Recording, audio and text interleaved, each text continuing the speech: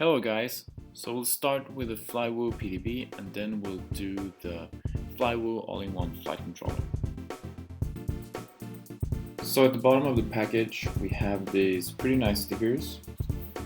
Inside the box everything seems to be very nicely packaged in soft foam.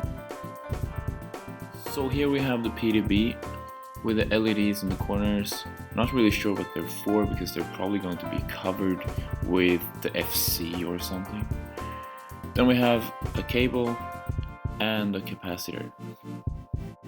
And here's all you get in the box. You get a PDB, a cable, a capacitor, and a bunch of stickers. And now it's time for the Flywoo all-in-one flight controller. It looks very similar to the PDB package with the stickers at the bottom. Inside the box we have the same kind of foam packaging, but it also comes with some instructions. And here we have the Flywoo all-in-one flight controller.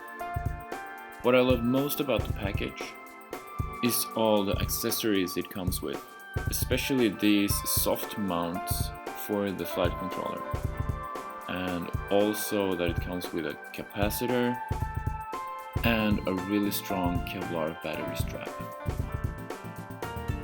And finally, this is all you get with the package.